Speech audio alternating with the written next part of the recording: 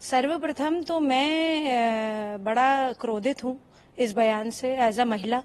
और मुझे नहीं लगता है कि इतने बड़े विधायक दल के मुखिया होने के नाते इनको इस प्रकार की टिप्पणी करनी चाहिए थी। दूसरी बात है, विधान जो भवन होता है, विधानसभा जो होती है, वो बहुत ही गौरवान्वित और प्रतिष्ठित भवन है देश का। बिहार से कितने लोग आईएएस पीसीएस निकलते हैं, इसका मतलब है लोग बड़े पढ़े लिखे हैं, बड़े सुलझे मानसिकता के हैं।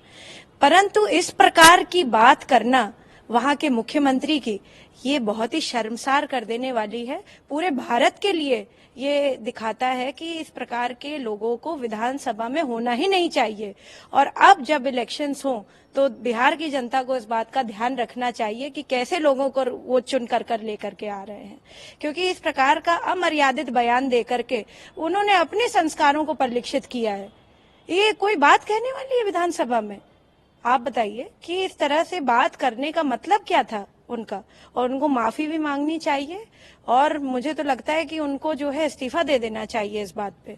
मैम, इतने बार के मुख्यमंत्री बयान आने के बाद अब नीतीश कुमार कह रहे हैं कि मैं अपने शब्द वापस लेना चाहता हूं, मैं माफी मांग रहा हूं। देखिए, एक बार शब्दों का जो बाण होता है ना, वो अगर एक बार निकल गया तो उसको जो है आप वापस कितना भी ले लें, आपकी मानसिकता सबके सामने उजागर हो गई है।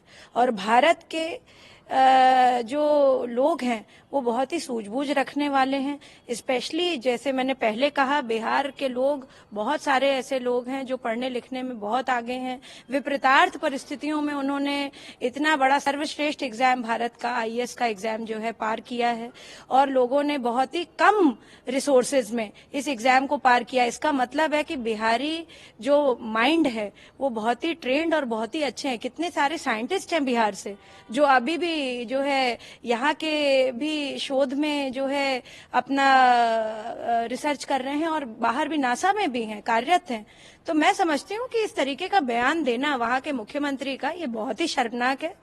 और इस पे कितनी भी वो माफी मांग लें, जो है बिहार की जनता को ये याद रखना चाहिए, महिलाओं के खास तौर से ये याद रखना चाहिए कि किस प्रकार की घटिया मानसिकता को उन्होंने विधानसभा जैसे पवित्र जगह पे और ऐसे स्थल पे जहां पर लोग चुन करके लाखों के वोट से जीत करके जाते हैं, और लोगों का एक तरह से विश्वास है, संविधान भारत का है, वहां से संविधान के लिए काम करा जाता है, वहां पे लोगों की भलाई के लिए काम किया जाता है, वहां पे इस तरीके का बयान देंगे आप? ऐसे लोगों को जो है निकाल बाहर फेंकना चाहिए। मैम, क्या लगता है इंडिया गठबंधन में जो तमाम पार्टियां हैं उनका आप गठबंधन, इंटरस्टेट कितने जो है चुनाव हो रहे हैं, क्या दिख रहा है आपको? ये सिर्फ जो है ढकोसलेबाजी है, ये लोगों को बेवकूफ बनाने का तरीका है। और कोई इंडिया फिंडिया का कोई जो ये गठबंधन I.in.D.I.A, ये सिर्फ जो है सिर्फ बोलने के लिए था। भारत अजर है, भारत अमर है। भारत का जो एक जो है विशेष, मैं कहूंगी, जो आत्मा है, उस सबके दिलों में एक ही उससे है कि हमारा भारत आगे रहे। और भारतीय जनता पार्टी लगातार इस मिशन पर काम कर रही है कि हम सबका साथ सबका विकास, आदरणीय प्रधानमंत्री जी, आदरणीय नरेंद्र मोदी जी के विजन में काम करें।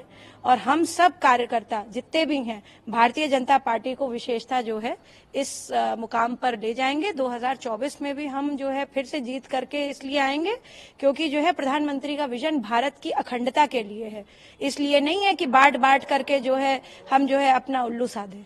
जी, क्या लगता है गठबंधन में जो पार्टियां हैं वो इतने बड़े बयान जो महिलाओं के प्रति, इसका विरोध क्यों नहीं कर रही हैं? क्या ये उनकी मानसिकता परिलक्षित करता है ना, उनकी कथनी करनी में फर्क है। उनको कभी लगा ही नहीं कि महिलाओं को आगे आने देना चाहिए। वो तो हमारे प्रधानमंत्री जी ने जो महिला बिल जो इतने समय से लटका हुआ था वो लेकर के वो आए नई पार्लियामेंट में। सबसे पहला बिल जो उन्होंने पास किया वो महिलाओं के लिए किया। इतना बड़ा संशोधन हुआ पूरे कॉन्स्टिट्यूशन में। तो 33% का जो आरक्षण है वो हर जगह लागू करने की बात कही है उन्होंने। अब वो एक अलग विषय है कि उसमें जो है कुछ क्लॉजेज हैं जिनको ध्यान में रखना पड़ेगा, पर जो है वो बिल तो पास हो गया ना प्रधानमंत्री जी की वजह से, नरेंद्र मोदी जी की वजह से।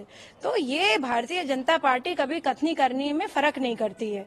और ये जितने विपक्षी हैं इनके पास कोई एजेंडा नहीं बचा, इनके पास कोई जो है मापदंड नहीं बचा, तो इसलिए अब वो अपनी बात कर रहे हैं। कभी महिलाओं के बारे में उन्होंने सोचा नहीं, जबकि जो है कितनी सारी महिलाएं जो है मुझे लगता है कि और भी पार्टीज में हैं, उन्होंने कभी नहीं सोचा। बट वो उसी तरह से हैं कि भाई पारिवारिक दृष्टिकोण से हैं। भारतीय जनता पार्टी में परिवारवाद नहीं है बिल्कुल भी। वो अपने मेरिट पे लोग आ रहे हैं, अपने मेरिट पे लोग कर रहे हैं। और प्रधानमंत्री जी का जो विजन है वो बहुत क्लियर है।